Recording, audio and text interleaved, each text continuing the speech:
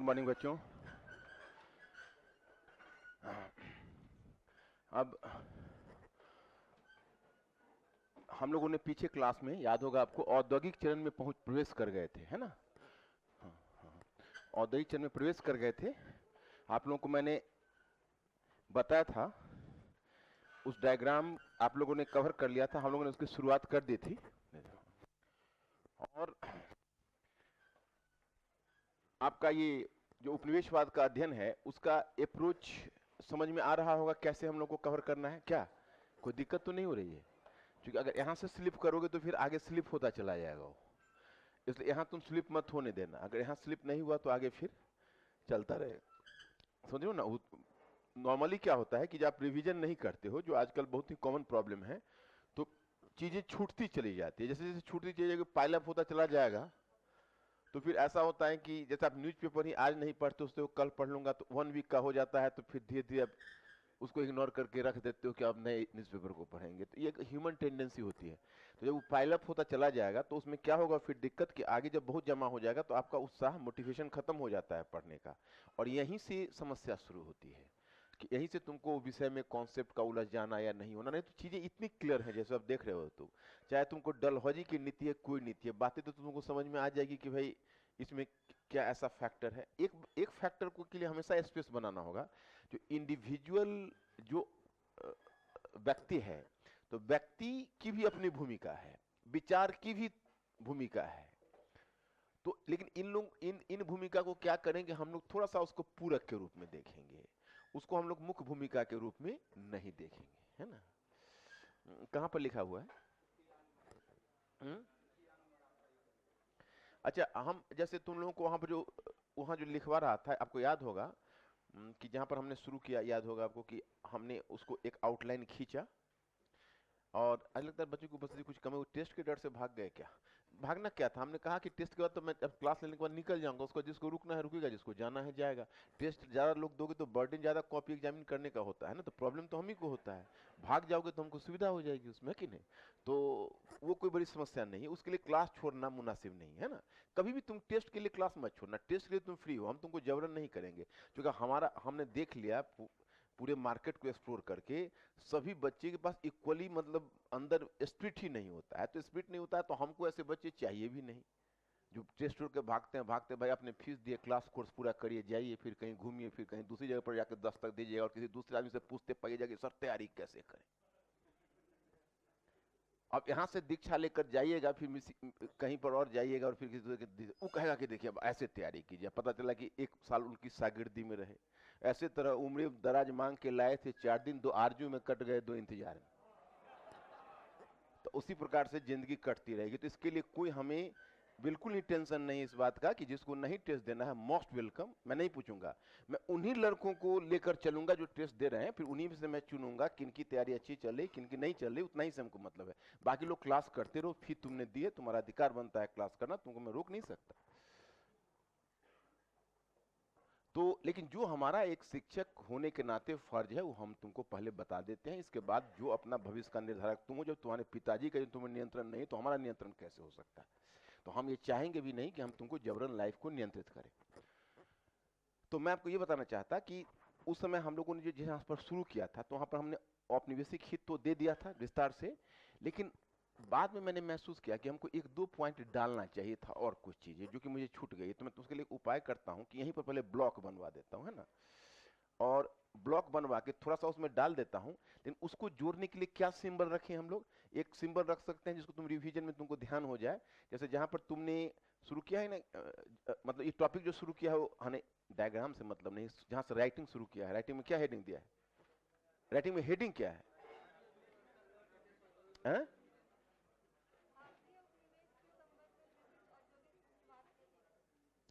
British, हाँ, British औद्योगिक पूंजीवाद के हित है ना। और जहां एंड किया है, एंड को मैंने राजनीतिक नीति से पहले जहां एंड किया है, हाँ, नहीं वो देख रहे हो ना, मैं तो देख रहा हूँ, राजनीतिक नीति से पहले जहां तुमने एंड किया है ना, वहां नहीं नहीं, कुछ लिखना नहीं उसमें। राजनीतिक नीति से पहले जहां, राजनीतिक नीति जब शुरू किया, वहां जो एंड किया, वहां पर तुम दे दो +0। ऐसे ही मैं प्रायः करता हूं मार्क के लिए। और जहां मैं ब्लॉक लिखवाऊंगा, उस ब्लॉक के अंदर फिर +0 दे दोगे, तो उसके अंदर क्या होगा कि वहां से इसका लिंक यहाँ जुड़ा हुआ है। Are you getting the point और नॉट? तो इस बार से हमारा मेकअप भी हो जाएगा और समस्या भी नहीं आएगी। समझ गए मेरा इंस्ट्रक्शन?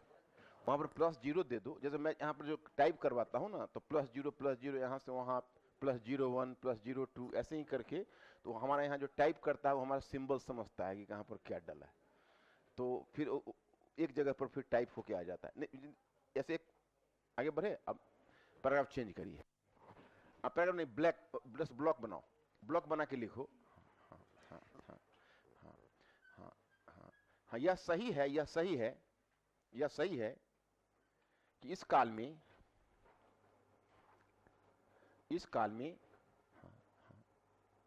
ब्रिटिश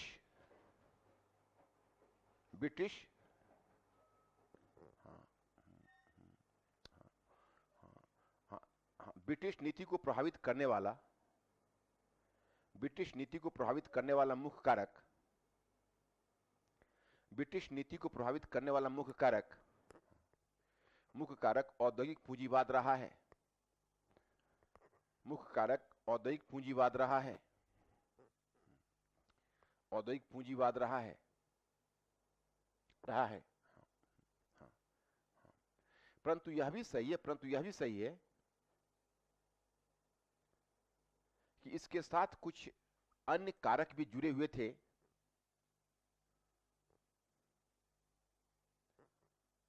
इसके साथ कुछ अन्य कारक भी जुड़े हुए थे जिन्हें पूरक कारक के रूप में देखा जाना चाहिए, जिन्हें पूरक कारक के रूप में देखा जाना चाहिए, जिन्हें पूरक कारक के रूप में देखा जाना चाहिए, यथा उदाहरण के लिए यथा भूमिका, पूंजीवाद की भूमिका, हाँ यथा, ठीक है, हाँ कि भारत में शासन करने वाले प्रशासक,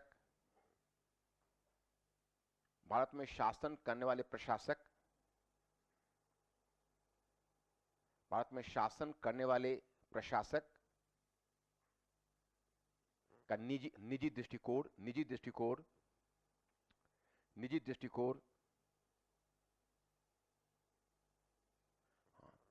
कॉमा ब्रिटेन में उभरने वाले उदारवादी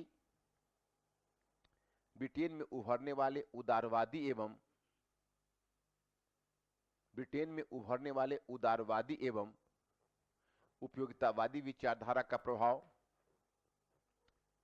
ब्रिटेन में उभरने वाले उदारवादी एवं उपयोगितावादी विचारधारा का प्रभाव,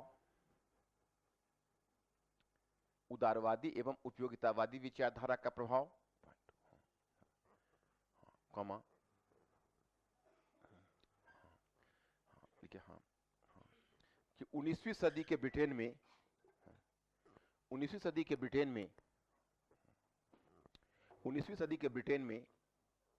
में उभर रहे नव विक्टोरियाई साम्राज्यवाद की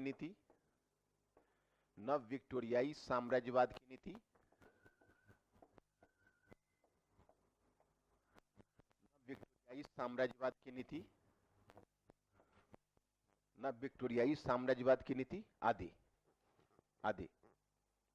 अब ब्लॉक बंद कर लो। मतलब मैं आपको पीछे भी बताया था कि निजी विचार के लिए व्यक्ति के लिए जगह निकालनी पड़ेगी। ऐसा नहीं कि हम टोटल का टोटल 80% उसको दे तो 20% इस कारक को भी दे सकते हैं। हालांकि जब फंडामेंटल मौलिक कारक होगा तो पहला वाला ही होगा। Are you getting this point और नॉट? है ना? तो अब जैसा आगे हेडिंग वहां पर क्या लॉर्ड हेस्टिंग्स रख दिया था ना, तो उसमें थर्ड एंग्लो मराठा वॉर हो गया था, कंप्लीट हो गया था ना। हाँ, अब नीचे ब्रेक दीजिए और ब्रेक देकर लिखिए लॉर्ड एमहर्स्ट। हाँ, क्या था लाइन, क्या था लास्ट बोलो।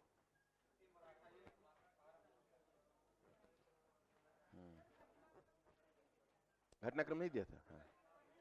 हाँ, तब ज्यादा नहीं है, थोड़ा सा लिख लो ना नीचे ब्रेक दे, बस उसमें थोड़ा सा लिख लो, इसमें कुछ अब ज्यादा नहीं। देखो उनकी टेंडेंसी क्या होती है, जैसे मैं आपको बताता हूं, एक मैंने बुकलेट में दिया हुआ है कि तृतीय आंग्ल मराठा युद्ध का विलय पिंडारियों के विरुद्ध होने वाले युद्ध का विलय तृतीय आंग्ल मराठा युद्ध, समझ लो ना।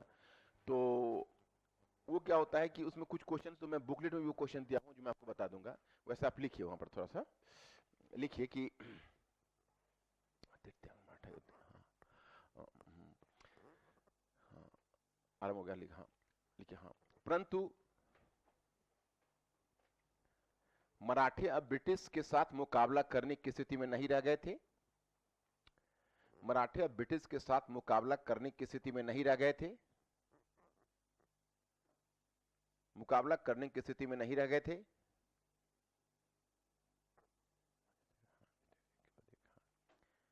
नहीं रह गए थे।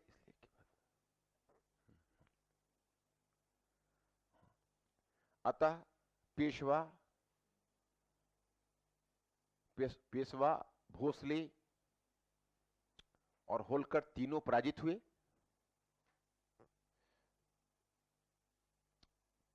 तीनों पराजित हुए।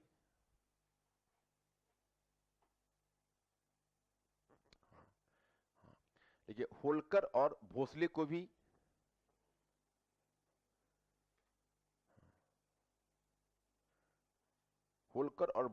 भी अपना, हाँ, अपना कुछ भूभाग गंवाना पड़ा। अपना कुछ भूभाग गंवाना पड़ा। अपना कुछ भूभाग गंवाना पड़ा। भूभाग गंवाना पड़ा। देखिए, हाँ, किंतु सबसे बढ़कर इस युद्ध के पश्चात, सबसे बढ़कर इस युद्ध के पश्चात कंपनी ने मराठा परिसंघ को भंग कर दिया। इस युद्ध के पश्चात कंपनी ने मराठा परिसंघ को भंग कर दिया। मराठा परिसंघ को भंग कर दिया। भंग कर दिया तथा पेशवा को 8 लाख रुपया,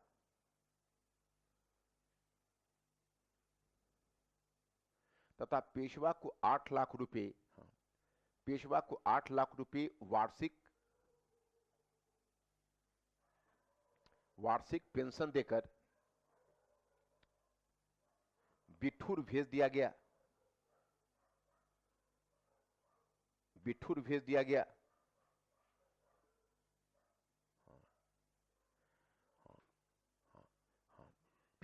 फिर हाँ, पेशवा के भूभाग से थोड़ा सा भूभाग निकालकर, पेशवा के भूभाग से थोड़ा सा भूभाग निकालकर शिवाजी के वंशज एक राजकुमार को दे दिया गया। शिवाजी के वंशज एक शासक को दे दिया गया, ताकि क्षेत्रीय भावना संतुष्ट हो सके। ताकि क्षेत्रीय भावना संतुष्ट हो सके। संतुष्ट हो सके। और फिर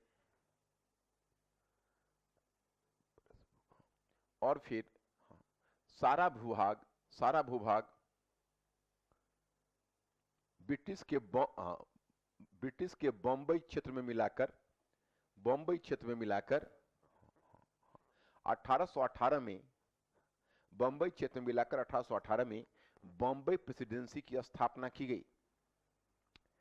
1818 में बॉम्बई प्रेसिडेंसी की स्थापना की गई। बॉम्बई प्रेसिडेंसी की स्थापना की गई। स्थापना की गई।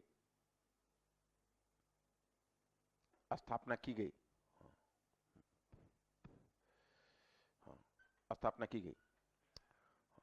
उसमें पैराग्राफ चेंज कर लो। हाँ, हाँ, हाँ। यद्यपि इस युद्ध से दौलतराव सिंधिया अलग रहा था। यद्यपि इस युद्ध से दौलतराव सिंधिया अलग रहा था। दौलतराव सिंधिया अलग रहा था। अलग रहा था। परंतु फिर भी ब्रिटिश ने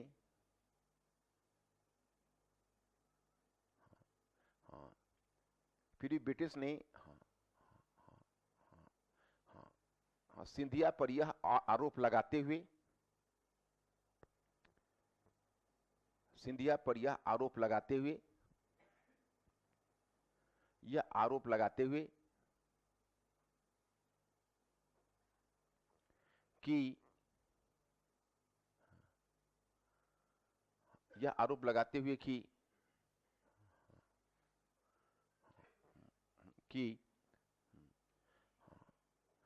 हाँ, कि उसकी सांठगांठ पिंडारियों के साथ रही है, उसकी सांठगांठ पिंडारियों के साथ रही है, उस पर भी संधि की कड़ी शर्तें थोप दी, उस पर भी संधि की कड़ी शर्तें थोप दी, उस पर भी संधि की कड़ी शर्तें थोप दी, थोप दी, थोप दी। फिर सिंधिया पर यह दबाव डाला गया, फिर सिंधिया पर यह दबाव डाला गया, दबाव डाला गया कि वह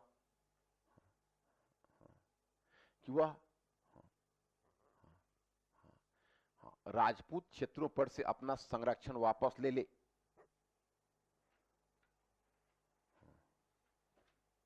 राजपूत राज्यों पर से अपना संरक्षण वापस ले ले, राजपूत राज्यों पर से अपना संरक्षण वापस ले ले।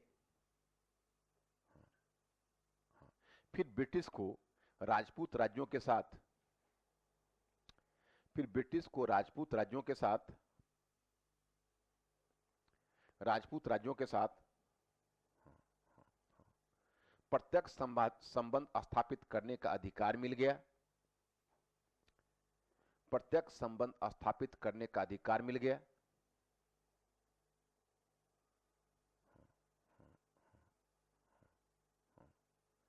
अतः लॉर्ड हेस्टिंग्स ने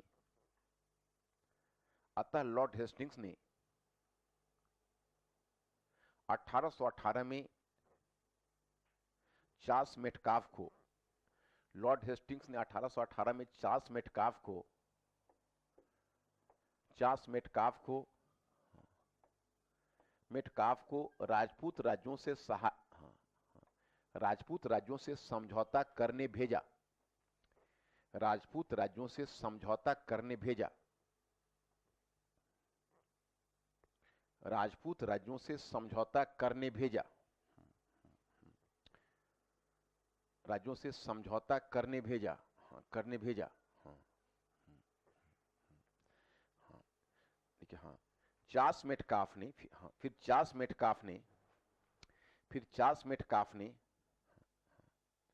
राजपूत राज्यों से सहायक संधि की, चार्ल्स मेटकाफ ने राजपूत राज्यों से सहायक संधि की।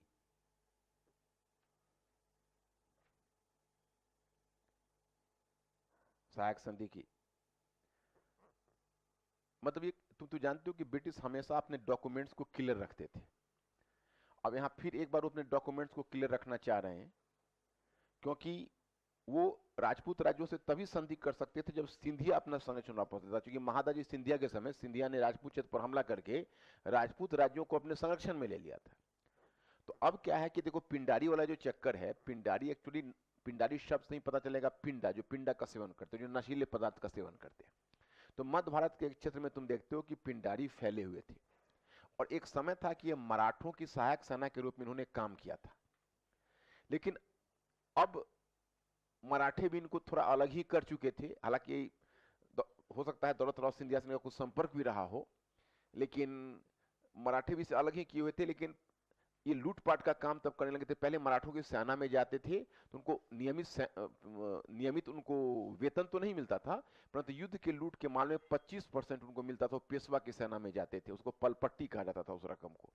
आगे चलकर क्या हुआ कि फिर वो मराठों की सेना से अलग होकर लूटपाट करने लगे, तो लूटपाट से कानून व्यवस्था की स्थिति खराब कर दी थी। तो फिर लॉर्ड हेस्टिंग्स ने पिंडारियों के दमन का निर्णय लिया था। इसके लिए उसने 2 कमान बनाए थे, उत्तरी कमान जो अपने हाथ में लिया, और दूसरा दक्षिणी कमान जो जनरल हिस्लॉप के हाथ में दिया। और तब पिंडारियों पर 3 तरफा हमला हुआ। अब 3 तरफा हमला हुआ, उस पिंडारी नेताओं को घेरा गया। तो बहुत सारे पिंडारी नेता थे, जैसे चीतू थे, बुरन थे, हिरन थे, वसील मोहम्मद थे, करीम खान थे। तो जब ब्रिटिश ने ऑपरेशन शुरू किया तो सभी मारे गए, उसमें केवल एक बच गया, करीम खान, जिसने समर्पण कर दिया। तो करीम खान को टोंग की जागीर मिली, मतलब जो अपना जीवन बसर करने के लिए ब्रिटिश ने कि तुम शांतिपूर्ण जीवन बिताओ, आगे कोई इस तरह का लूटपाट नहीं करोगे। उनको वही जयपुर के बगल में जो टोंक है उसकी जागीर मिली। अभी आपने देखा होगा राजस्थान इलेक्शन में टोंक टोंक टोंक मतलब रजवाड़े की रियासत की क्या भूमिका थी और टोंक का इतिहास क्या है वो देख ही रहे हो, समझ रहे हो ना कि वो करीम खान के ही वंशज होंगे। तो वो वहां पर सेटल कर गए करीम खान। तो ये हो गया। तो उसमें क्या है कि ये घटना 1816 की है। तो एक क्वेश्चन पूछा था 1989 में यूपीएससी में, जिसका उत्तर मैंने अपने बुकलेट में दिया हुआ है कि पिंडारियों के दमन का विलय तृतीय आंग्ल मराठा युद्ध में हो गया। तो इस प्रश्न को भी लिख लीजिए, मैं बुकलेट की तरफ संकेत कर देता हूं, उसको पढ़ लीजिएगा आप लोग। बुकलेट पढ़ते हो ना, जो जो मैं बोलता हूं। हाँ, प्रश्न लिखिएगा, प्रश्न, हाँ तृतीय, हाँ सॉरी, प्रश्न में देकर लिखिए कि पिंडारियों के दमन का विलय, पिंडारियों के दमन का विलय, पिंडारियों के दमन का विलय तृतीय आंग्ल मराठा युद्ध में हो गया।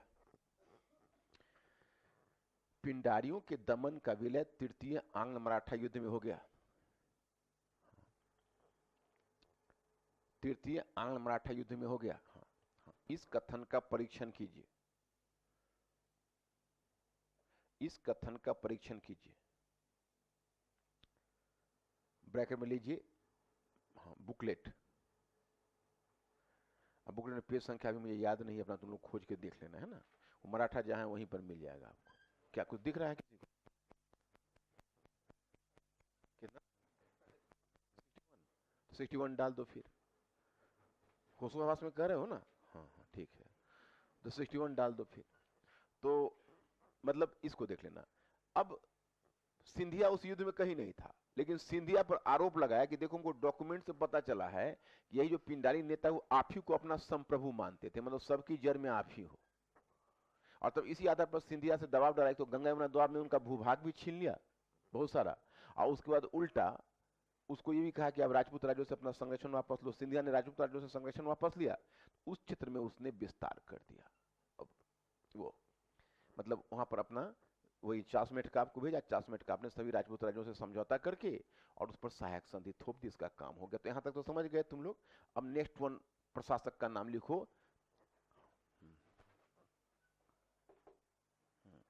Lord Amherst.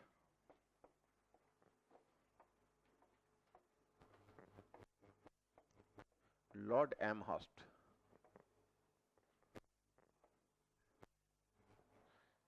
Lord Amherst, Amherst, Lord Amherst. अब इसका टाइम पीरियड लिखो, 1823 से 20, लॉर्ड एमहर्स्ट 1823 से 28।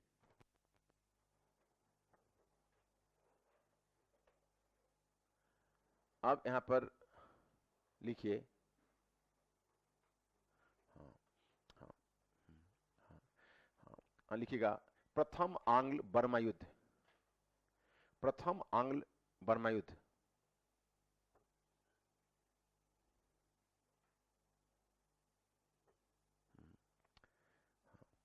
देकर लिखिए कि अपने व्यापारिक हितों के संवर्धन के लिए, लिखो प्रथम आंग्ल बर्मा, हाँ टाइम पीरियड, हाँ टाइम पीरियड लिख लो, 1824 से 26, 1824 से 26। लिखिए अपने व्यापारिक हितों के संवर्धन के लिए,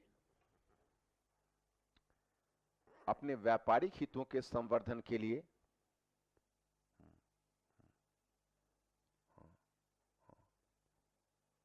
यह प्रथम आंग्ल बर्मा युद्ध लड़ा।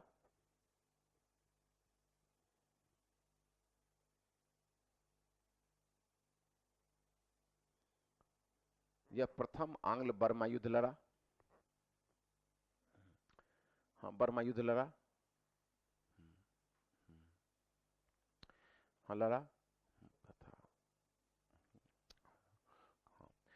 इस युद्ध में बर्मा पराजित हुआ, इस युद्ध में बर्मा पराजित हुआ। और फिर 1826 के यानदोबो की संधि के आधार पर 1826 के यानदोबो 1826 के यानदोबो की संधि के आधार पर 1826 के यानदोबो की संधि के आधार पर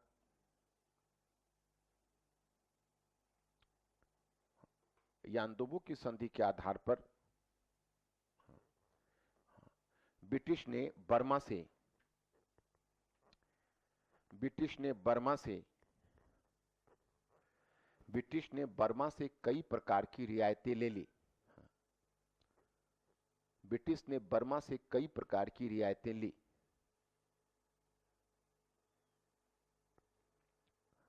बस इसमें ज्यादा नहीं है। अब लिखिए विलियम बेंटिक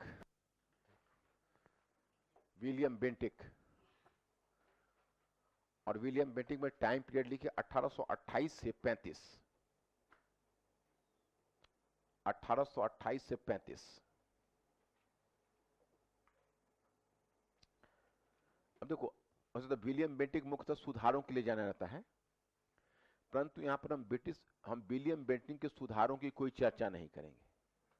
यहां पर बेसिकली हम चर्चा करेंगे विलियम बेंटिक के द्वारा जो अनेक्सेशन हुआ है, क्योंकि वो भी तो उसी टाइम में है। तो स्ट्रक्चर, अब जिस स्ट्रक्चर के अंतर्गत वो काम कर रहा है, तो उस स्ट्रक्चर के अंतर्गत काम करते उसको तो नीति को आगे बढ़ाना ही होगा।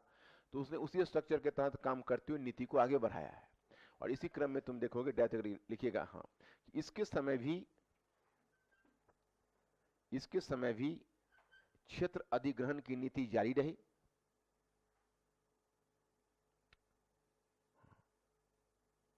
क्षेत्र अधिग्रहण की नीति जारी रही। इसी क्रम में 1831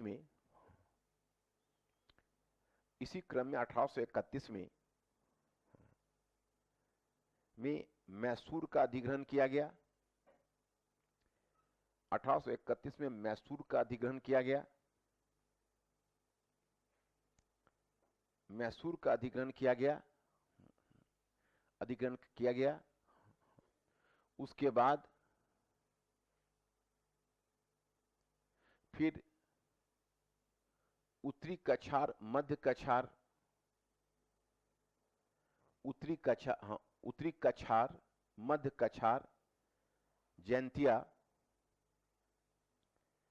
उत्तरी कछार, मध्य कछार, जैंतिया आदि क्षेत्र का ही विलय किया गया।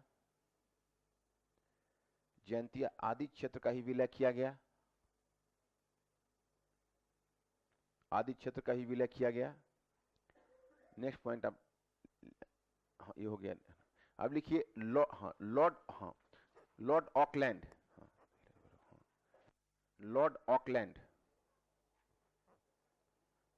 ऑकलैंड, टाइम पीरियड लिखिए 1836 से 42। अब नीचे ब्रेक देकर लिखिए, हाँ, इस काल की महत्वपूर्ण घटना है प्रथम आंग्ल अफगान युद्ध। ब्रैकेट में 1839 से 41 दे दो।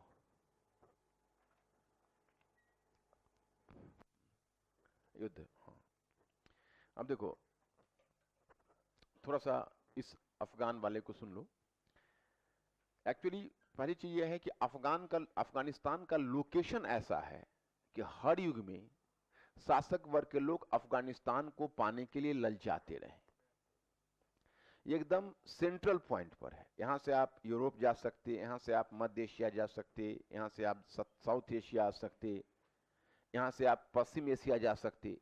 तो ये ऐसा प्राइम लोकेशन है कि चारों तरफ इसका गेट खुलता है। और सबसे बड़ी बात है कि उस समय ब्रिटिश का एशिया में सबसे बड़ा राइवल हुआ करता था रूस। तो रूस चाहता था, भारत की तरफ रूस की भी निगाह रहती थी। और इधर रूस एशिया पैसिफिक, इधर जो तुम देख रहे हो एशिया पैसिफिक में भी रूस का विस्तार था। और उधर अगर देखोगे तो उधर रूस कहीं ना कहीं मध्य एशिया में भी रूस की पहुंच थी। तो रूस अफगानिस्तान का उत्तर में पड़ोसी आ गया था। जितना कजाकिस्तान वगैरह क्षेत्र देख रहे हो, सबको तो रूस विलय कर चुका था। तो रूस अब वहां तक पहुंच चुका था। तो अब रूस दो रास्ते से भारत की तरफ आना चाहता। एक तरफ वो चीन और तिब्बत के रास्ते से भारत की तरफ आना चाहता, तो दूसरी तरफ वह उत्तर पश्चिम के रास्ते भी, अफगानिस्तान के रास्ते भी भारत से आना चाहता। तो इसको लेकर काफी कॉम्प्लिकेशन हो गया था और ब्रिटिश हमेशा उस विस्तार को रोकने की कोशिश करते। तो एक तो ये था, फिर अफगानिस्तान का सामरिक महत्व यह भी है, रूसी विस्तार को रोकना चाहता है। फिर अफगानिस्तान का व्यापारिक आर्थिक महत्व भी है, क्योंकि वहां से महत्वपूर्ण व्यापारिक मार्ग भी खुलते थे। तो ये एक बड़ा कारण है जिन कारणों से तुम देखोगे अफगानिस्तान। और चौथा मुख्य कारण अफगानिस्तान जो तात्कालिक कारण है कि ब्रिटिश के द्वारा अफगान के उत्तराधिकार के मामले में हस्तक्षेप करना। आपको ध्यान होगा कि अहमद शाह अब्दाली एक महत्वपूर्ण और शक्तिशाली अफगान शासक हुआ करता था। तो उसकी मृत्यु के बाद उसका उत्तराधिकारी जमान शाह हुआ, वो भी ताकतवर शासक था, उसके समय कोई दिक्कत नहीं आई। दिक्कत आई जमान शाह के उत्तराधिकारी के समय, जिसका नाम था शाह शुजा। तो चूंकि उस समय अफगान दरबार में वैसे भी बहुत सारे ट्राइब्स हैं, उसमें गुटबंदी आपस में होती रहती है, तो उस समय अफगानिस्तान दरबार में बहुत सारे गुटबंदी की समस्या थी। तो उसी क्रम में शाह शुजा को गद्दी से वंचित करके शाह मुहम्मद नामक एक दूसरे शासक को गद्दी पर बैठा दिया गया।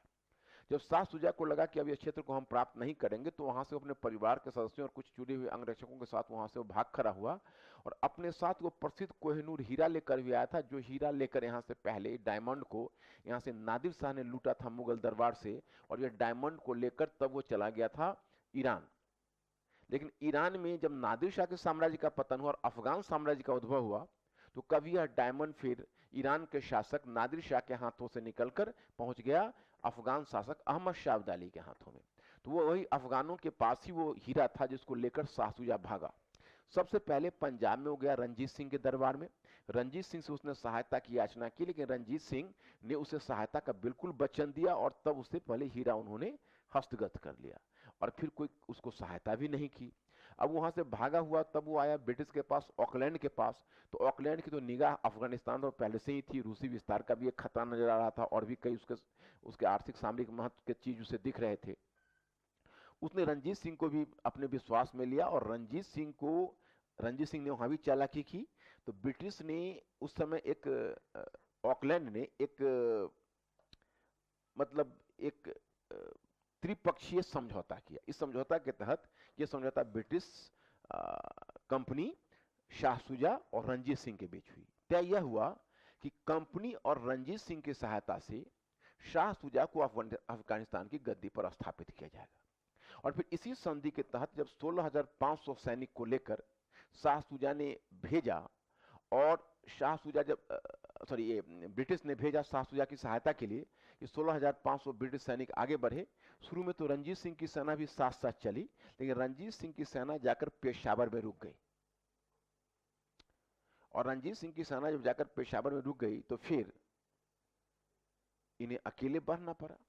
अब इतना लेट आया तो फिर अब कितनी देर का क्लास ही बचा हुआ था, घर पर आराम ही कर लेते आज फिर, तो है ना। तो अब ये सेना आगे बढ़ी और ये सेना लेकिन जाके अफगानिस्तान में रुक गई, मतलब वहां पर पेशावर रंजीत सिंह का अपना क्षेत्र, वहां पर जाकर रंजीत सिंह ने चुप्पी मार दी, अपनी सेना को रोक लिया। अब ब्रिटिश की सेना अकेले 16,500 सैनिक गए, लेकिन गए तो सब स्मार्ट सैनिक थे, कोई नहीं गए वहां पर। जाते ही सबको रास्ता क्लियर किया और जाके शुजा को गद्दी पर बैठाया। बहुत बड़ा सक्सेस मिला ब्रिटिश को, सब कुछ ठीक जा रहा था। उसके बाद ब्रिटिश सैनिकों को और ब्रिटिश अधिकारियों को कोई खतरा ही अफगानिस्तान में नजर नहीं आया। उनको लगा कि मैदान खाली है। और उसके बाद उन्होंने क्या किया कि अब चूंकि वहां रहना था, उसको कहा हुआ था, उनको असाइनमेंट था कि पहले आप उनके शासन को स्टेबलाइज करके तब लौटना है। तो बाकी में काम बच गए तो क्या करने, पिकनिक मनाने लगे वहां। इसी क्रम में उन्होंने किले बनाने ही मुनासिब नहीं समझे, क्योंकि उनको लगा ऐसा कि किले बनाना संभव नहीं और बेकार है, तो कोई जरूरत भी नहीं है। तो उन्होंने क्या किया कि मैदानी भाग में ही टेंट लगा कर रहने लगे। वहाँ का क्लाइमेट भी उनको सूट कर रहा था, इंडिया में तो गर्मी थी, वहाँ तो उसे अपने ही मुल्क की झलक मिल रही थी। और पहाड़ी वादियाँ वगैरह, तो पेंटिंग्स वगैरह करने लगे। वहाँ पर कॉकटेल पार्टी होने लगी और अफगान महिलाओं को भी अपने टेंट में बुलाने लगे और उनको कॉन्क्यूबाइंस की तरह उन्होंने डेवलप करना शुरू कर दिया। तो क्या हुआ धीरे धीरे कि अफगान सुलग रहे थे, उनको अंदाज ही नहीं था कि वो सुलग रहे हैं। कोई न इंटेलिजेंस की कोई सूचना थी, न कुछ थी। वो लोग अपनी मस्ती में झूम रहे थे, इधर अफगान तैयार हो रहे थे। एक रात अचानक उनके टेंट पर धावा बोला सभी। अब धावा बोला तो लोग जो जिस अवस्था में, तो कोई सोए हुए थे, कोई खा रहे थे, जो जिस अवस्था में था, कोई तो युद्ध के लिए तैयार नहीं थे और सबको काट डाला उसने। उसमें 16,499 सैनिक मारे गए। केवल 15,000 सन 16,500, 16,499 और एक वो डॉक्टर ब्राइड एक कोई थे, उसको छोड़ा और उसको एक लेटर पकड़ा दिया कि जाके जाइए और जाके ऑकलैंड को बोल दीजिएगा कि कभी अफगानिस्तान पर अपनी गिद्ध दृष्टि डालने की जरूरत भविष्य में ना करे।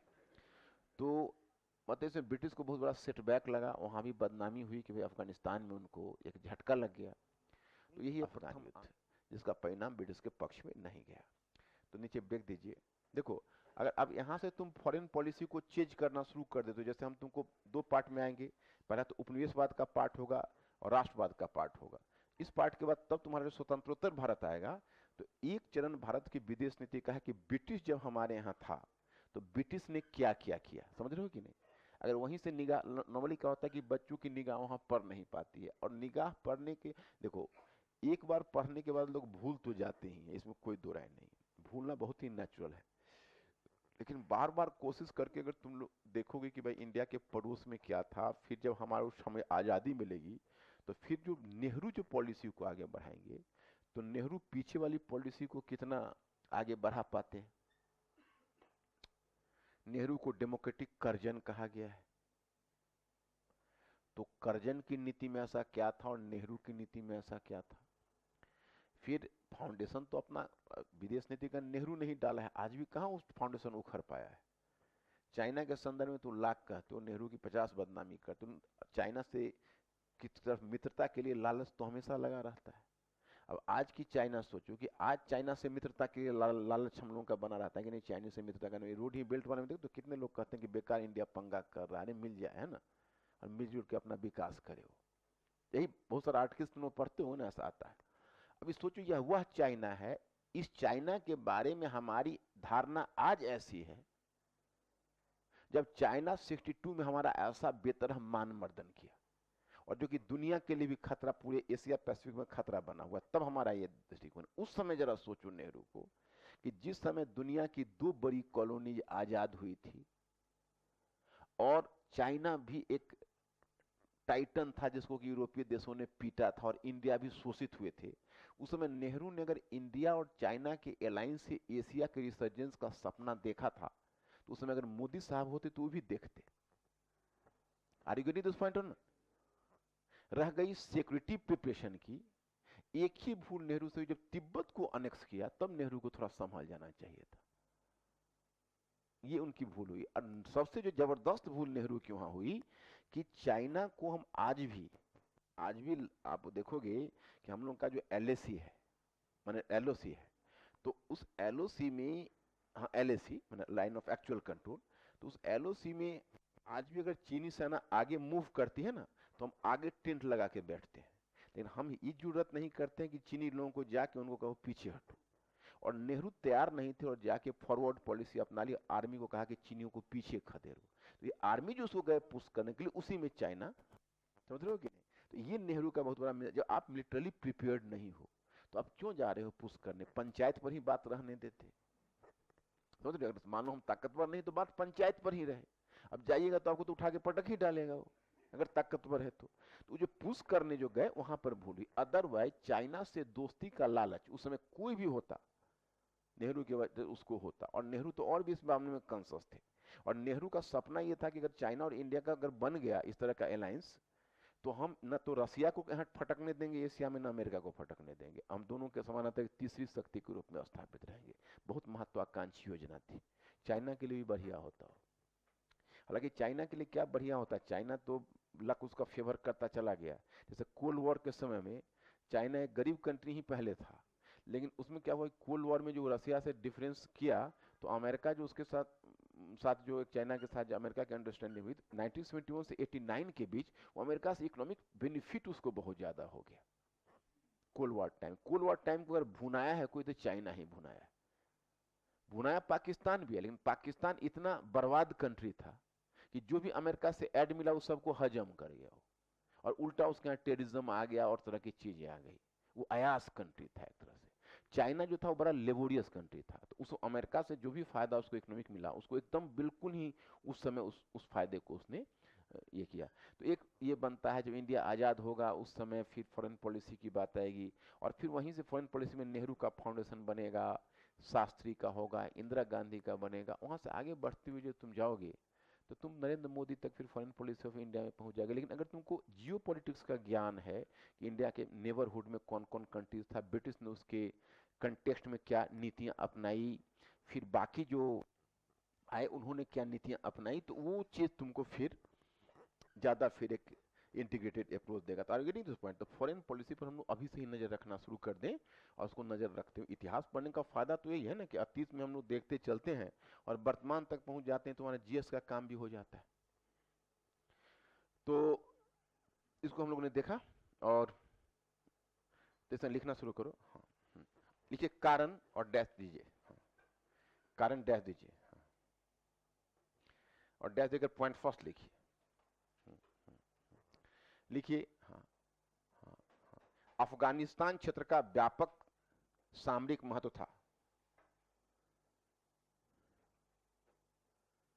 व्यापक सामरिक महत्व था।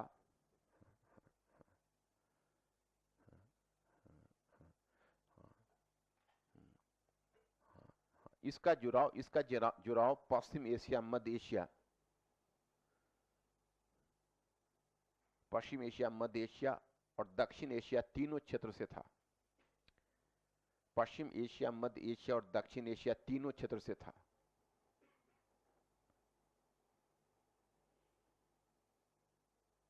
तीनों क्षेत्र से था।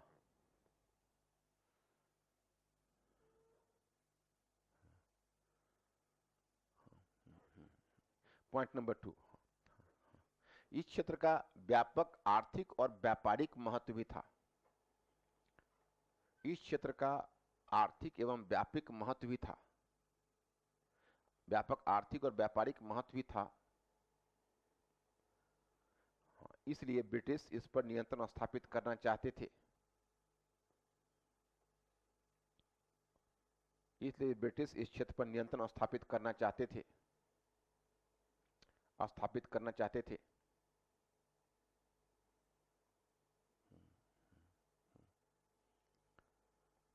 Next point. हाँ, रूसी विस्तार को रोकने के लिए भी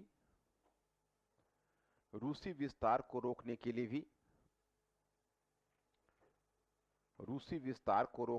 भी इस क्षेत्र पर नियंत्रण किया जाना आवश्यक था। रूसी विस्तार को रोकने के लिए भी इस क्षेत्र पर नियंत्रण किया जाना आवश्यक था। इस क्षेत्र पर नियंत्रण किया जाना आवश्यक था। नीचे ब्रेक देकर लिखिए तात्कालिक कारण।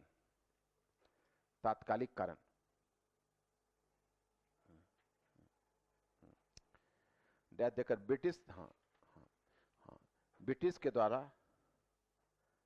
अफगानों के उत्तराधिकार के मामले में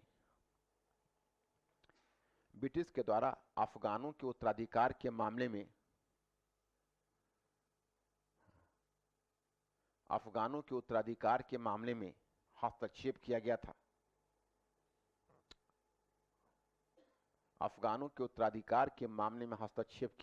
हस्तक्षेप किया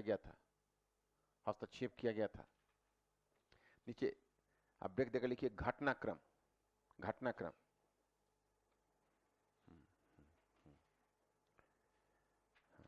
देकर लिखिए अफगान से निष्कासित शासक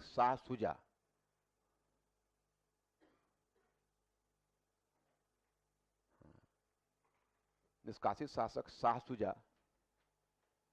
को ऑकलैंड ने सहायता देने का निर्णय लिया। सहायता देने का निर्णय लिया।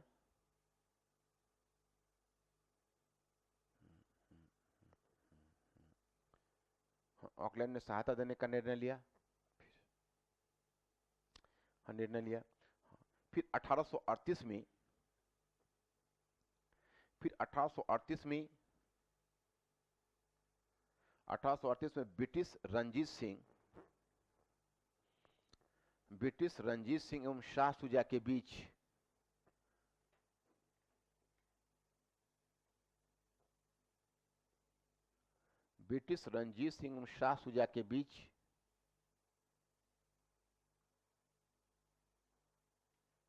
एक संधि हुई।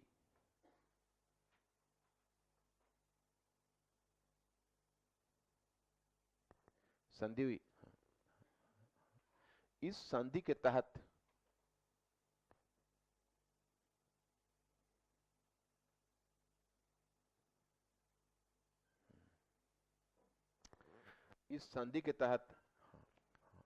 ब्रिटिश एवं सिख की सहायता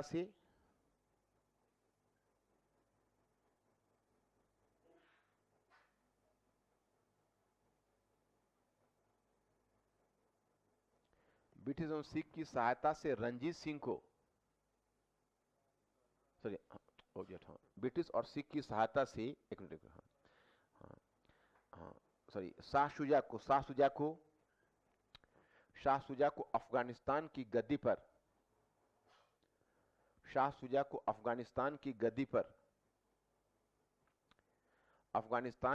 पर स्थापित किया जाना था। अफगानिस्तान की गद्दी पर स्थापित किया जाना था।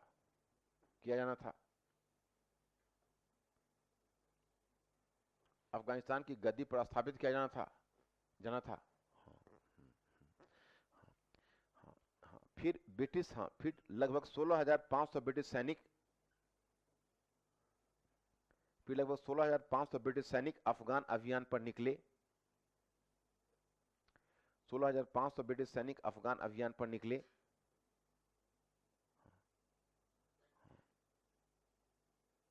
आरंभ में रंजीत सिंह की सेना भी चली,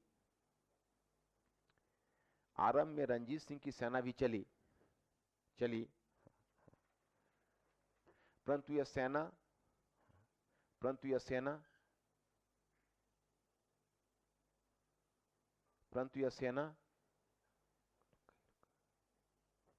पेशावर तक जाकर रुक गई।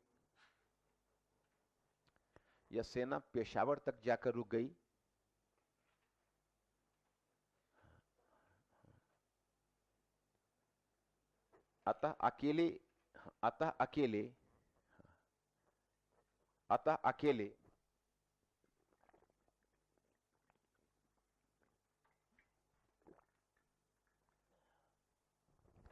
अकेले ब्रिटिश सेना को यह अभियान पूरा करना पड़ा।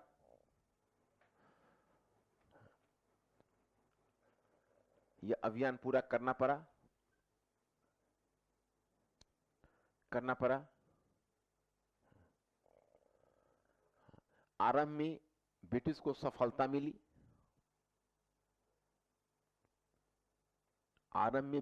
सफलता मिली।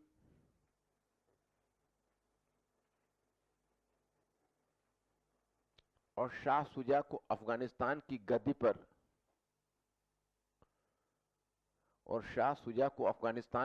पर स्थापित कर दिया गया।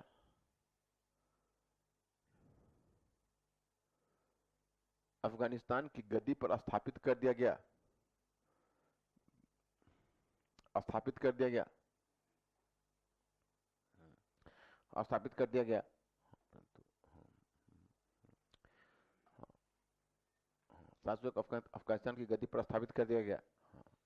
किंतु शीघ्र ही ब्रिटिश के विरुद्ध अफगानिस्तान में विद्रोह भड़क उठा।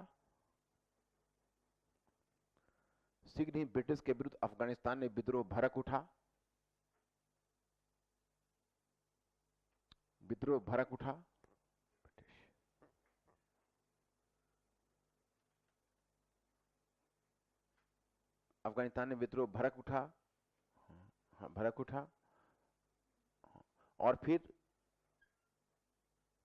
संपूर्ण ब्रिटिश सेना नष्ट हो गई।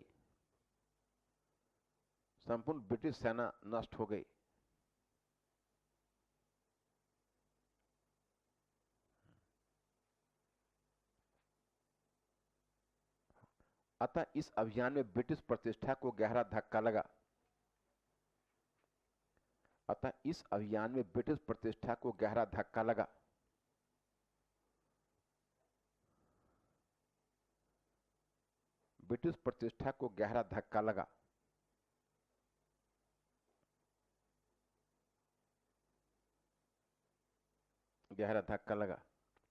नीचे ब्रेक दीजिएगा और ब्रेक देकर लिखिएगा एक छोटा सा। एलन बोरो एलन बोरो,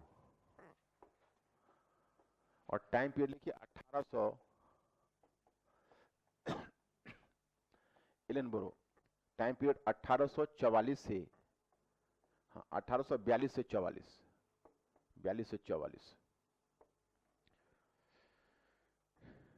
अब नीचे ब्रेक देकर लिखिए सिंध विजय, सिंध विजय, सिंध विजय, और टाइम पीरियड लिखिए 1843, 1843।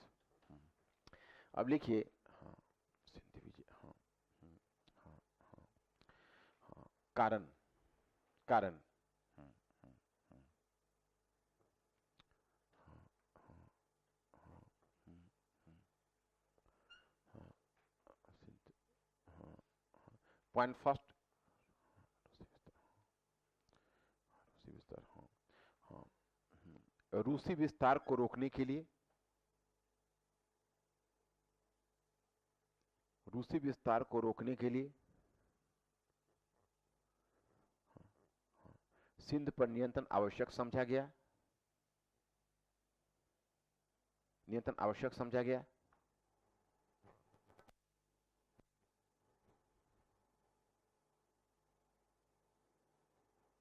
पॉइंट नंबर 2, कि सिंध का व्यापक आर्थिक व्यापारिक महत्व भी था, सिंध का व्यापक आर्थिक व्यापारिक महत्व भी था।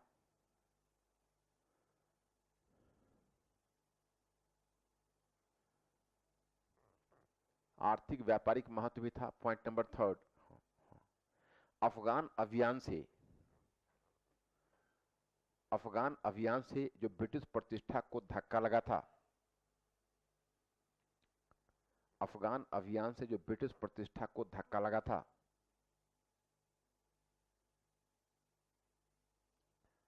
धक्का लगा था, उसे ब्रिटिश सिंध विजय के माध्यम से, सिंध विजय के माध्यम से दोबारा हासिल करना चाहते थे, दोबारा हासिल करना चाहते थे, करना चाहते थे। इसलिए सिंध विजय को अफगान अभियान, इसलिए सिंध विजय को अफगान अभियान की पूंछ मानी जाती है, इसलिए सिंध विजय को अफगान अभियान की पूंछ मानी जाती है।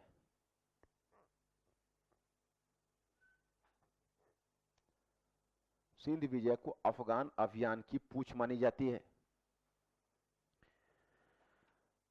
अब जरा 1 मिनट ध्यान देना पड़ेगा। सिंध देख रहे हो तुम लोग, सिंध का भूभाग दिख रहा है ना? हाँ। तो अगर आप सिंध के भूभाग को देखोगे तो आपको पता चलेगा इसका बड़ा व्यापारिक महत्व, चूंकि सीधे सिंध अब चल जाता है, आप वहां से आपका सामुद्रिक मार्ग भी खुलता है, वहां देखो लैंड पार्ट भी वहां है, जमीन भी उपजाऊ है, और प्लस वहां पर उसका व्यापारिक महत्व बहुत ज्यादा है। फिर अफगानिस्तान में आधार नहीं बना तो रूस से विस्तार को रोकने के लिए चाहिए था, और लास्ट में तुम देखते हो कि अफगानिस्तान अभियान में जो प्रतिष्ठा को धक्का लगा था उसको रिगेन करना चाहते थे। अब सिंध में देखो, सिंध का क्या स्थिति थी कि सिंध एक्चुअली पहले अफगानिस्तान का अधीनस्थ राज्य हुआ करता था कभी, परंतु अब वो व्यावहारिक रूप में स्वतंत्र हो गया था, परंतु अभी भी औपचारिक रूप में वो अफगानिस्तान के अधीन था। परंतु सिंध में अलग अलग अमीर, जैसे सरदार, उनको अमीर बोलते हैं, वो अलग अलग शासन करते थे। मतलब ऐसा नहीं कि सिंध में कोई एक शासक था, अलग अलग अमीर थे, यानी अलग अलग सरदार थे, वो कई सरदार शासन करते थे। कोई हैदराबाद में शासन करते थे, कोई क्या कहते हैं, कोई हमीरपुर में शासन करते थे। इसी प्रकार से अलग अलग सरदार अलग अलग क्षेत्र में शासन करते थे। तो ब्रिटिश पहले सिंध से चाहता था कुछ न कुछ हम संबंध बनाए। तो पहले 1809 ईस्वी में ब्रिटिश ने सिंध में कुछ हाथ फैलाना चाहा, लेकिन उसमें कुछ खास नहीं हुआ। और फिर 1831 में अलेक्जेंडर बर्न्स था, और रंजीत सिंह के लिए उपहार लेकर जा रहा था। तो रंजीत सिंह सिख शासक, तो वो इसी नदी मार्ग से ही गुजरना मुनासिब समझा। तो वो जो रंजीत सिंह गुजरा था तो सिंध के पास से वो पंजाब की तरफ गुजरा। तो किसी सिंधी अमीर ने कहा कि हमने सिंध खो दिया, क्योंकि ब्रिटिश ने सिंध को देख लिया है। और फिर ब्रिटिश की मांग बढ़ने लगी सिंध से। 1832 में ब्रिटिश का एक डेलीगेशन गया और सिंध पर यह दबाव डाला कि आप हमारे साथ व्यापारिक समझौता करो और आप हमें व्यापारिक रियायतें दो। ओके, आप हमें व्यापारिक रियायत दो। लेकिन व्यापारिक रियायत देने के तैयार नहीं हुए। पहले तो ब्रिटिश ने दबाव डाला तो अंत में झुक गए और फिर व्यापारिक रियायतें देनी पड़ी। तो अब जब व्यापारिक रियायत हो गई, फिर ब्रिटिश जब मतलब कर्नल पोटिंगर गया, उसने व्यापारिक रियायतें मांगी। 1838 में जब ब्रिटिश ने शाह शुजा से समझौता किया था, शाह शुजा के सामने ब्रिटिश ने एक शर्त रख दी थी कि आप सिंध पर से अपना अधिकार वापस ले लो ताकि हम उसके साथ समझौता कर सके। तो शाह शुजा तैयार हो गया, लेकिन कहा कि देखिए हम तो वापस ले लेंगे, परंतु आपको इसके बदले कुछ हमें कंपनसेशन आगे देना पड़ेगा। तो कहा कि ठीक है, आपको कंपनसेशन मिलेगा। तो जब शाह शुजा ने अपना वापस लिया संरक्षण, तो इनको और भी मौका मिल गया। तो 1839 में ब्रिटिश ने कंपनी ने शर्त रखी सिंध के अमीरों को कि आप हमारे साथ सहायक संधि कीजिए, मतलब अपने यहाँ ब्रिटिश रेजिमेंट रखिए, रकम दीजिए। ये तो सिंधी अमीरों के लिए बहुत बड़ा दबाव था, लेकिन वो भी उन्होंने भय बस और ब्रिटिश दबाव बस स्वीकार कर लिया। अब सहायक संधि भी उनके साथ हो गई।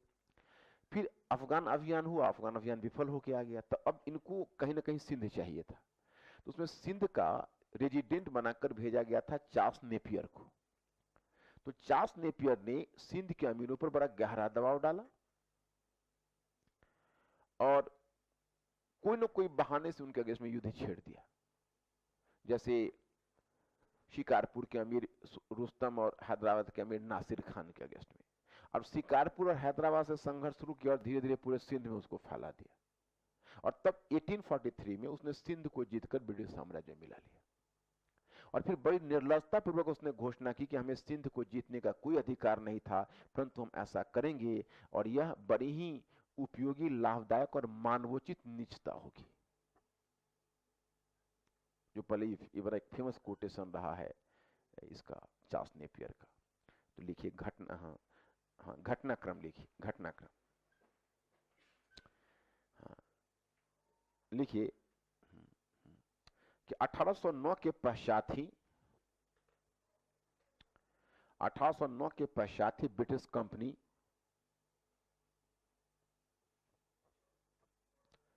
कंपनी सिंध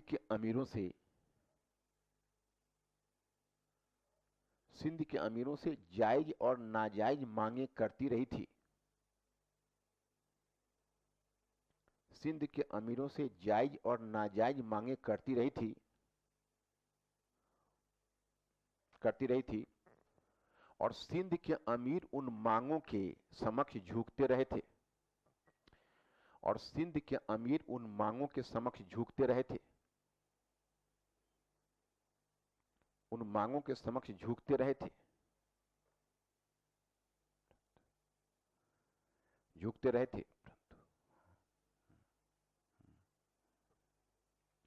झुकते रहे थे परंतु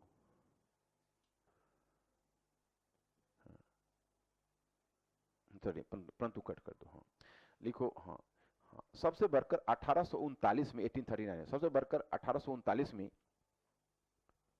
ब्रिटिश ने सिंध के अमीरों के समक्ष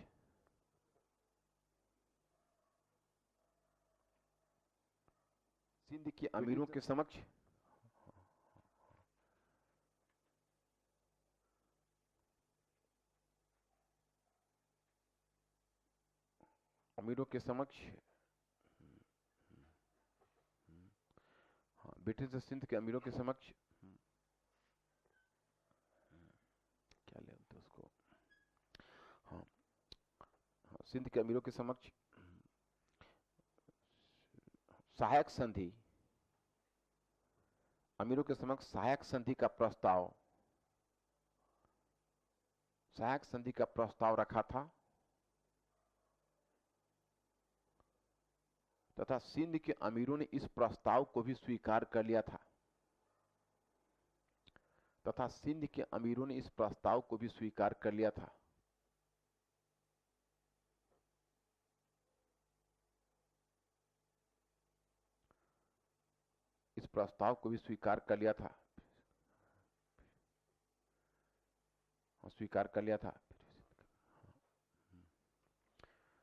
सिंध के अमीरों ने इस प्रस्ताव को भी स्वीकार कर लिया था।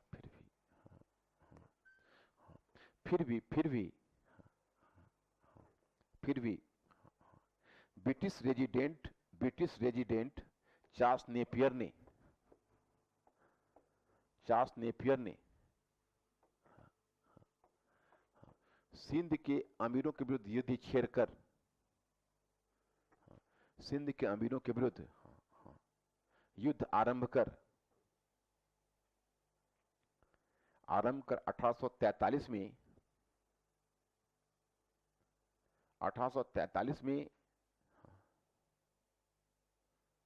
सिंध को जीतकर ब्रिटिश साम्राज्य में मिला लिया।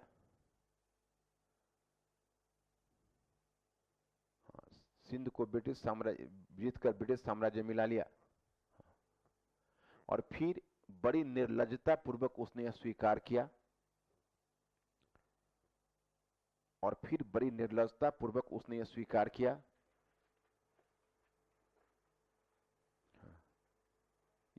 किया कि हमें सिंध जीतने का कोई अधिकार नहीं था। जहां लिखते उसको सिंगल इन्वर्टर कॉमा में ले लेना, सिंगल इन्वर्टर कॉमा में, हमें सिंध जीतने का कोई अधिकार नहीं था, हमें सिंध जीतने का कोई अधिकार नहीं था, परंतु हम ऐसा करेंगे और यह बहुत ही उपयोगी लाभदायक एवं मानवोचित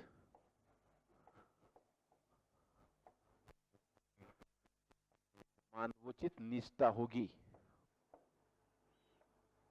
बहुत ही उपयोगी, लाभदायक और मानवोचित निष्ठा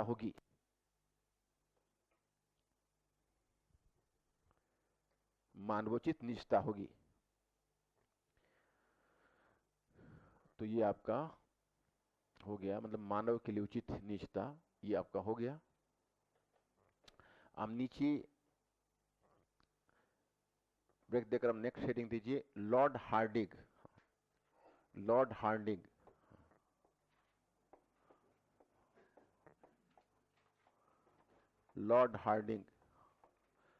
इसमें टाइम पीरियड लिखिए 1844 से 48। अब यहां पर नीचे ब्रेक देकर छोटा सा हेडिंग दीजिए, प्रथम आंग्ल सिख युद्ध,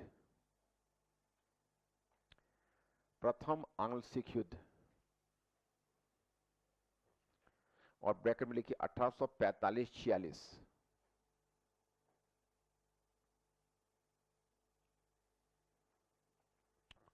अब देखिए यहां पर मैं आपको बताना चाहूंगा कि जो सिख राज्य है, सिख राज्य के बारे में मैंने पहले ही आपको 18वीं सदी में ही परिचय कराया था कि अहमद शाह अब्दाली और मराठों को जब पानीपत का तृतीय युद्ध हुआ था, उस युद्ध के बाद जब दोनों शक्तियां अपने अपने क्षेत्र में लौट गई थी, तो उत्तर पश्चिम में जो एक राजनीतिक शून्य की स्थिति खड़ी हुई थी, उसी राजनीतिक शून्य की स्थिति को भरने के क्रम में सिख राज्य की स्थापना हुई थी, जिसमें 1764 में अमृतसर में गणमान्य सिख नेता एकत्रित हुए थे। उन्होंने वाहे गुरु की खालसा वाहे गुरु की फतेह का नारा दिया था, याद है कि भूल गए से, और एक स्वतंत्र सिख राज्य की स्थापना हुई। तो मैं आपको बताऊं कि आरंभ में जो सिख राज्य थे वो गणतंत्र के रूप में संगठित थे। आरंभ में जो सिख राज्य हुआ करते थे वो सिख राज्य गणतंत्र के रूप में संगठित हुआ करते थे, और उसमें डिफरेंट मिसल उनका काम करते थे। डिफरेंट मिसल होता था जो गणतंत्र के रूप में संगठित थे, जैसे भंगी मिसल था, सुकर चकिया मिसल था, और भी बहुत सारे मिसल थे। सबसे ताकतवर मिसल था भंगी मिसल, और एक मिसल था सुकर चकिया मिसल। तो सुकर चकिया मिसल में 1792 में अपने पिता महासिंह की मृत्यु के पश्चात, हालांकि उसमें रणजीत सिंह नाबालिग थे, तभी उनको वहां का शासक बनाया गया, और 1792 में वो शासक बने, 92 में, लेकिन उनका उसमें नाबालिग थे, इसलिए उनकी माता और एक दो अधिकारी थे, उनके अंतर्गत एक संरक्षण मंडल था जो उनको सहायता करता था। 1797 में वो उस संरक्षक मंडल को उखाड़ फेंका और अपने को स्वतंत्र शासक घोषित कर दिया। फिर रणजीत सिंह की प्रगति होने लगी, वो एक इस मामले में थोड़ा कुशाग्र बुद्धि का था। तो उसमें घटना हुई थी कि 1798 में अहमद शाह अब्दाली का जो उत्तराधिकारी था जमान शाह, उसने पंजाब पर हमला किया था, तो उसके कुछ तोप रावी नदी में गिर गए थे और खो गए थे। तो रंजीत सिंह ने उन तोपों को खुजवा कर और फिर दोबारा उसको अफगानिस्तान भिजवा दिया। इस बात से वो बहुत खुश हुआ और खुश होकर इन्हें सहायता देने का वचन दिया। तो रंजीत सिंह ने उसकी सहायता से फिर क्या किया कि भंगी मिसल को दबाकर और 1798 में उसने रंजीत सिंह ने लाहौर पर कब्जा कर लिया और 1802 में अमृतसर पर कब्जा कर लिया। तो अब पंजाब की राजनीतिक और धार्मिक राजधानी दोनों रंजीत सिंह के कब्जे में आ गई। पहले वो भंगी मिसल के पास थी। फिर रंजीत सिंह की प्रगति हुई कि 1818 में उसने मुल्तान पर कब्जा कर लिया, 1819 में उसने कश्मीर पर कब्जा कर लिया। फिर उस समय एक संसार चंद था डोगरा शासक, उसको हराकर उसको चीनी लोग मतलब उसको कोई दबा रहा था तो उसकी सहायता करके वहां से कांगड़ा का क्षेत्र प्राप्त कर लिया और 1834 में पेशावर को जीत लिया। लेकिन रंजीत सिंह की नीति रही थी, रंजीत सिंह का तुम देखोगे बड़ा ताकतवर राज्य बना है। जिस खालसा की परिकल्पना गुरु गोविंद सिंह ने की थी, उस खालसा को व्यवहारिकता का जामा रंजीत सिंह ने ही पहनाया, क्योंकि सतलज नदी से लेकर पेशावर तक रंजीत सिंह का जो साम्राज्य है उसका विस्तार था उनके राज्य का। लेकिन रंजीत सिंह की सेना भी काफी संगठित थी। बताया जाता है कि एशिया में ब्रिटिश के बाद दूसरी बड़ी सेना रंजीत सिंह के पास ही थी। लेकिन फिर भी समस्या रंजीत सिंह के साथ यह थी कि रंजीत सिंह ने कभी भी ब्रिटिश को प्रत्यक्ष रूप में चुनौती देने का साहस नहीं जुटाया। हमेशा जब युद्ध की स्थिति आई तो टलती रही। रंजीत सिंह ने टालने का प्रयास किया, जिसकी एक छोटी सी घटना बताता हूँ। 1809 की ही बात है कि रंजीत सिंह अपने राज्य का विस्तार कर रहा था, तो रंजीत सिंह का सपना था क्योंकि सतलज नदी से पश्चिम तो रंजीत सिंह के अंतर्गत था, लेकिन सतलज नदी से पूर्व के भूभाग पर रंजीत सिंह को कब्जा करने की इच्छा थी। लेकिन जब रंजीत सिंह ने पश्चिम सतलज के पूर्व के भूभाग पर जब अटैक करने की योजना बनाई, तो उसमें पूर्व में जो राज्य थे उन्होंने ब्रिटिश के साथ तुरंत संपर्क कर लिया। तो ब्रिटिश उसमें लुधियाना का ब्रिटिश अधिकारी था, उसका नाम था डेविड ऑक्टरलोनी। तो डेविड ऑक्टरलोनी ने एक घोषणा कर दी कि शीर्ष सतलज का राज्य हमारा संरक्षित राज्य है और अगर कोई भी शक्ति इसके मामले में दखलंदाजी करता है तो हमारे आंतरिक मामले में हस्तक्षेप होगा। तो जब इस प्रकार की घोषणा ब्रिटिश ने की तो रंजीत सिंह ठिठक गए, और ठिठक ही नहीं गए, उन्होंने उधर जाने का साहस ही नहीं किया। उल्टा 1809 में उस समय अर्ल ऑफ मिंटो जो ब्रिटिश गवर्नर जनरल था, उसके साथ रंजीत सिंह ने अमृतसर की संधि 1809 में की, जिसमें उन्होंने यह मान लिया कि शीर्ष सतलज यानी सतलज के पूर्व का जो राज्य है वो ब्रिटिश का संरक्षित राज्य है। अब रंजीत सिंह के टाल मटोल की नीति का खामियाजा उसके उत्तराधिकारियों को भुगतना पड़ा। रंजीत सिंह का डेथ 1839 में हो गया। अब रंजीत सिंह के दरबार में गुटबंदियां शुरू हो गई। स्पष्ट तो दो गुट बन गए, एक था डोगरा सरदार का, दूसरा था सिंघनवालिया सरदार का। तो ये दोनों किंग मेकर की भूमिका निभाते रहे। पहले खरक सिंह गद्दी पर बैठा, लेकिन खरक सिंह को उसके बेटे नौनिहाल सिंह ने गद्दी से वंचित करके उसको जेल में डाल दिया और खुद शासक बन गया। फिर खरक सिंह का डेथ हो गया जेल में, तो नौनिहाल सिंह पुत्र होने के नाते उसके अंतिम संस्कार में गया। संजोग से रावी नदी के किनारे संस्कार के समय किसी स्थापत्य का कोई भाग गिर गया वहां पर, जिससे नौनिहाल सिंह का भी डेथ हो गया। अब नौनिहाल सिंह के बाद फिर शेर सिंह को गद्दी पर बैठाया गया, तो शेर सिंह को अपोजिट पार्टी के लोगों ने गोली मार दी। तो फिर शेर सिंह के बाद तब अंत में दलीप सिंह बैठा, जो रंजीत सिंह का सबसे छोटा पुत्र था, और तब वही उस समय उसकी माता रानी जिंदन उसकी संरक्षिका बनी और लाल सिंह उसका प्रधानमंत्री बना।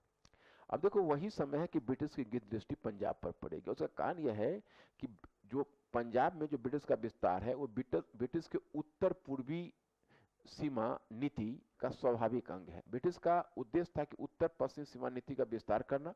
इसका दो उद्देश्य था, एक रूसी विस्तार के खतरे को रोकना और दूसरा था कि अपने आर्थिक व्यापारिक हित का संवर्धन करना। इसलिए उसने पश्चिमोत्तर जो सीमा नीति है उसको ब्रिटिश ने सिंध के मामले में भी, अफगानिस्तान के मामले में भी जारी किया था, और यहाँ इसके मामले में भी उसने, पंजाब के मामले में भी उसने इस नीति को जारी रखा। दूसरी बात है कि एक नव विक्टोरियाई नीति का भी हिस्सा था, नव विक्टोरियाई साम्राज्यवाद का हिस्सा था। अब नव विक्टोरियाई साम्राज्यवाद क्या था, तो आप तो जानते हो, मैं पीछे भी आपको बता चुका हूं, पता नहीं इस टेक्निकल चीज को आप समझ पा रहे हो कि नहीं, कि जिसको तुम कहते हो विचारधारा और दृष्टिकोण, वो बहुत हद तक भौतिक आर्थिक परिस्थितियों की उपज होती है। तो क्या होता है कि विक्टोरिया के टाइम में फिर एक बार जो साम्राज्यवाद का उत्थान हुआ 19वीं सेंचुरी, उसको नव विक्टोरियाई आर्थिक साम्राज्यवादी नीति कहते हैं। उस नव विक्टोरियाई साम्राज्यवादी नीति में तुम देखोगे कि कोशिश यही है कि हम ज्यादा से ज्यादा भूभाग पर कब्जा करें ताकि वहां पर हम बाजार का भी विस्तार कर सकें और कच्चे मालों को खींच के ला सके। ये जो नव विक्टोरियाई साम्राज्यवाद है उसी का प्रभाव डलहौजी के ऊपर भी है। तो वो जो नीति है वो नीति कह रही थी कि भाई ज्यादा से ज्यादा भूभाग पर कब्जा करो, तो उसका भी प्रभाव तुम देखोगे पंजाब नीति पर है। And last but not least तुम कह सकते हो कि अब सिख दरबार में उस समय गुटबंदियां शुरू हो गई है और कमजोर उत्तराधिकारी स्थिति को नहीं संभाल पा रहे हैं, तो उसने भी ब्रिटिश को लालच दिया कि हम इस मामले में हस्तक्षेप कर सकते हैं। और नेक्स्ट वन है कि तात्कालिक कारण देखोगे तो ब्रिटिश ने 1845 में रावी नदी, अच्छा एक कारण और भी है कि जैसे अभी तुम पाकिस्तान में देखोगे तो पाकिस्तान में जो सिविलियन अथॉरिटी है और आर्मी है उसके बीच डिफरेंसेस है, अब बहुत समय से चला आ रहा है। वही स्थिति उसमें सिख दरबार में था। जो आर्मी था, जो सैन्य तत्व था, वो सिविलियन अथॉरिटी का अदब और उसके दबाव को मानने के लिए तैयार नहीं था। तो अब सिविलियन अथॉरिटी एक गेम यह खेल रहा है, वो सोच रहा है कि किस तरह ब्रिटिश से अगर हम संघर्ष में उलझा देते हैं इनको, तो अगर जीत गए तो सबसे बड़े शत्रु का दमन हो जाएगा, और अगर हार गए तो कम से कम इतने अनुशासित हो जाएंगे कि भविष्य में हमारे हुक्मुदली करने का साहस नहीं करेंगे। तो वो भी उकसा रहा था। तात्कालिक कारण क्या हुआ कि 1845 में ब्रिटिश ने रावी नदी के किनारे बहुत सारे नाव उतार दिए। कहा तो गया था कि इस पर बांध बनाने के लिए हम तैयारी कर रहे हैं, लेकिन वहां पर अफवाह फैल गई कि ब्रिटिश पंजाब पर हमला करने वाले हैं।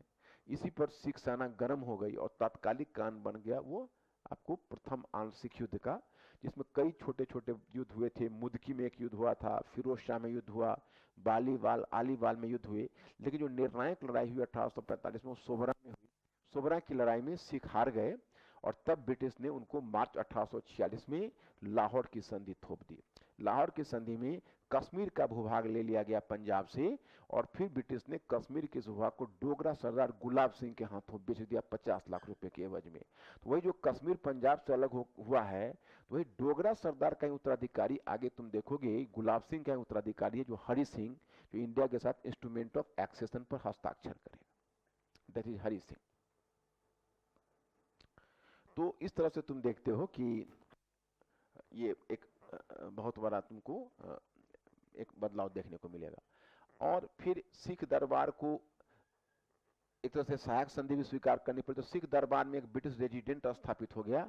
अब सिख दरबार ब्रिटिश रेजिडेंट के ही परामर्श से काम करने लगा। तो समय तो लगभग समाप्ति ही हो रहा है, तो हम आपको ऐसा करते हैं कि तुम थोड़ा सा 5-10 मिनट का ब्रेक लेके अपना टेस्ट दे दो।